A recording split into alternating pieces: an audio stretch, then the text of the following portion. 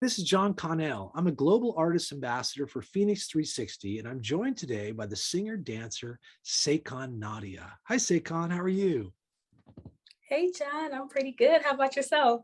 Oh, I'm doing great. It's great to have you. Thanks for joining us on Phoenix 360.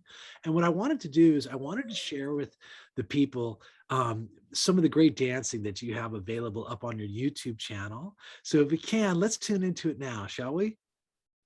All right. Okay, let's go. Put your back in it. Put your back in it. Put your back in it. Just a little more. Put your back in it. Put your back in it. Put your back in it. What you waiting for? Put your back in it. Just a little more. Throw your waist in it now.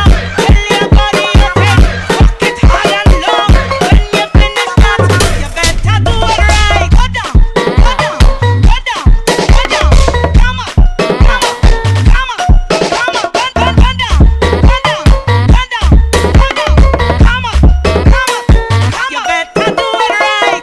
Wow, SAYCON, that's really beautiful. I mean, what moves and it's really inspiring. So tell me, how did you become a dancer? How did your journey as an artist begin?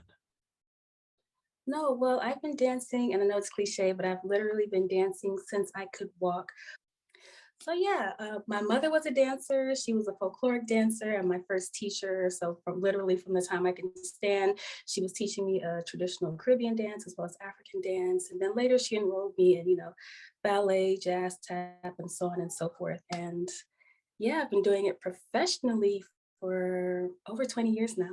Wow, that is kind of a long, illustrious career, 20 years. And, I love some of those influences that you mentioned, especially out of the Caribbean. I love, some of the dancing that comes out of the Caribbean.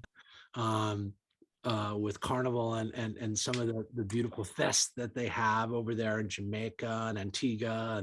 And at any rate, it's beautiful and great to see your work.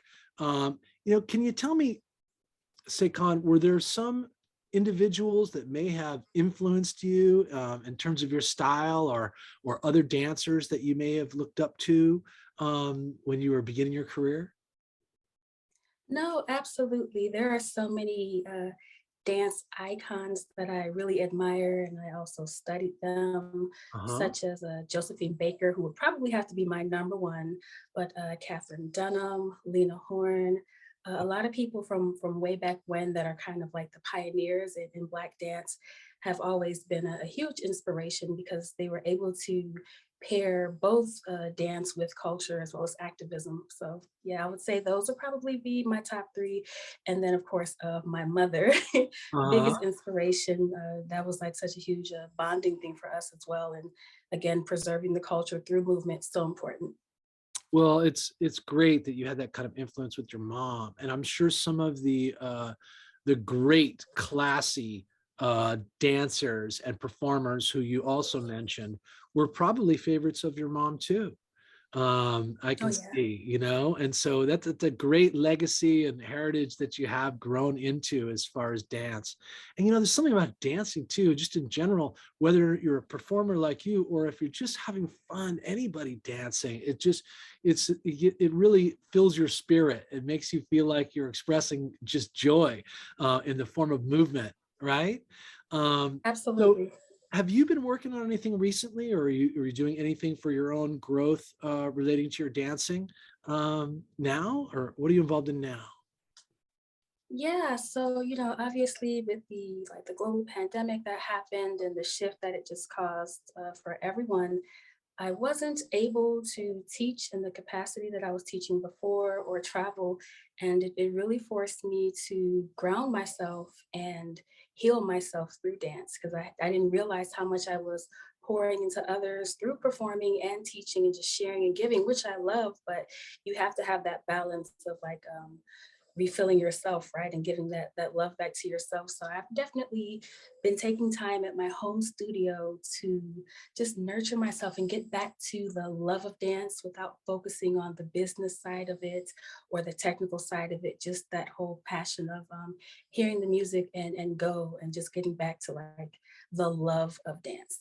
Oh man, I love to hear that. It's so important that we actually feel ourselves, we center into our souls and replenish ourselves. And it's nice in a way, if you can take any benefits away from the pandemic, is that it has given us the opportunity to spend more time, in ourselves, redirecting from a personal perspective, just because there has not been so much available entertainment or noise out there that we could really engage in. Um, so it's very productive when you can find something like your dance to be able to express yourself and to improve your craft. Mhm. Because we get better all the time with practice, right? Uh, Absolutely, yeah. yeah, it's so good. Well, listen, thank you so much, SAYCON. It's so nice to visit with you. I'm so glad that we are going to have you on Phoenix 360. And I want everyone to tune in to SAYCON's social media channels you find below. Wonderful, inspiring artist, and we're really glad to have her. So thanks so much. See you on her channels and on Phoenix 360. Take care, SAYCON. Yes, thank you so much, John. Thank you for having me, and thank you, Phoenix 360. Thank you, SAYCON. Take care.